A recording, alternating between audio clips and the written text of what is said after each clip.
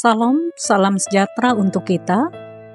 Mengucap syukur kepada Tuhan kita Yesus Kristus yang senantiasa memberikan kita kesempatan untuk belajar dari kebenaran firman Tuhan. Dan selamat berjumpa kembali dalam program Berita Selamat Jari Duma. Perkenalkan, saya Pendeta Satyani S. Dana, melayani di Resort GKS Sampit. Dan saya akan menyampaikan renungan firman Tuhan untuk kita pada saat ini.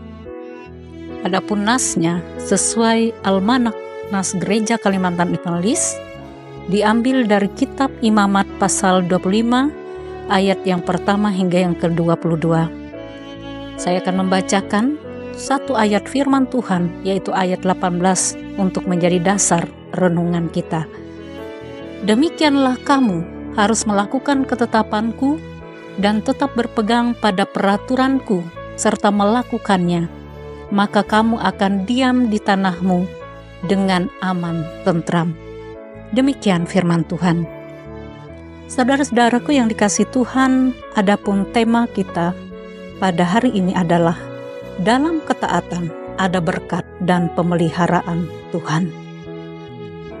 Bagian firman Tuhan ini merupakan bagian dari perikop tahun Sabat dan tahun Yobel. Nah, apa itu tahun Sabat dan tahun Yobel?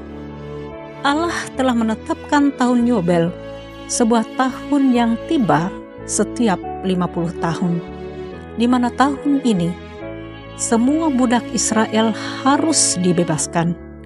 Semua harta warisan yang dijual harus dikembalikan kepada keluarga yang semula. Tanah tidak boleh digarap. Maksud Allah dalam menetapkan tahun ini ialah menjamin keadilan dan menjaga agar golongan kaya tidak mengumpul kekayaan dan tanah dengan mengorbankan golongan lemah.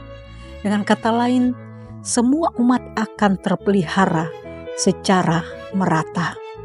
Nah, saudara-saudaraku yang dikasihi Tuhan, di tahun Yobel, umat Tuhan tidak diperbolehkan bekerja. Mereka berhenti mengerjakan ladang-ladangnya. Allah berjanji akan melimpahkan berkat-Nya di tahun yang ke-6. Berkat itulah yang akan mencukupkan dan memelihara kehidupan mereka di tahun selanjutnya, yaitu tahun yang ke-7 atau tahun Yobel. Berkat pemeliharaan Tuhan itu akan berlaku bagi setiap umat yang taat serta mau melakukan apa yang menjadi ketetapan Tuhan, sebagaimana dikatakan di dalam ayat yang ke-18 tadi. Demikianlah kamu harus melakukan ketetapanku dan tetap berpegang pada peraturanku serta melakukannya. Saudara-saudara terkasih di dalam Tuhan, kita tahu bahwa ketika Allah memberikan ketetapan tentu dengan maksud dan tujuan yang baik bagi umat kepunyaannya. Allah memberikan ketetapan bagi umat Israel untuk ditaati. Dan Allah selalu menganggap ketaatan itu adalah ide yang baik. Karena ketika Ia memberikan hukum atau peraturan kepada umatnya, Ia mengatakan bahwa mereka harus mematuhi perintah dan keputusannya. Saudara-saudaraku, Tuhan tetap mengatakan hal yang sama kepada kita sampai hari ini. Tuhan merancang firman-Nya untuk diikuti setiap generasi. Bukan karena Ia atasan yang bisa seenaknya menyuruh kita, tetapi karena Ia yang menciptakan kita dan Ia mengetahui yang terbaik bagi kita. Kita tahu bahwa ketika Tuhan menghendaki kita melakukan ketetapan dan berpegang pada peraturan-Nya, maka kita percaya janjinya akan digenapi bagi kita, sebagaimana lanjutan dari ayat 18 ini. Maka kamu akan diam di tanahmu dengan aman tentram. Saudara-saudaraku terkasih, mengamati kondisi dunia saat ini, tentu ada terbersit rasa khawatir, rasa takut dengan segala situasi yang terjadi. Bencana alam akibat ulah manusia yang serakah, peperangan, keadaan ekonomi tidak menentu, usaha pekerjaan semakin sulit, banyaknya pengangguran akibat PHK. Di masa serba sulit ini dapat membuat kita tidak lagi hidup aman dan tentram. Manusia hidup semaunya, tidak lagi mau melakukan kehendak Tuhan.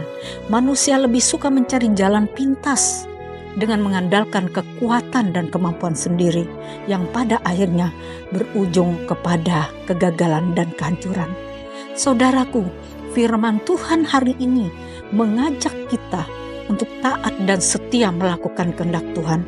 Karena ketika kita taat kepadanya, maka kita akan menerima kasih dan pemeliharaannya di tengah keadaan yang tidak baik sekalipun.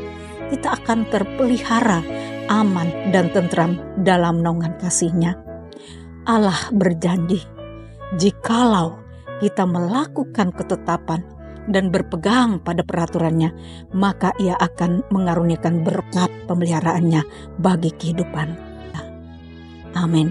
Mari kita mengucap syukur kepada Allah atas firman yang boleh kita renungkan pada saat ini. Mari kita berdoa. Bapa yang bertata dalam kerajaan surga, terima kasih kami telah mendengarkan sebagian firman-Mu. Biarlah firman-Mu yang telah disampaikan dapat menjadi petunjuk kami untuk menjalani kehidupan selamanya. Berkatilah kami selalu, ya Tuhan, agar dapat terus rindu untuk mendengar firman-Mu di kemudian hari.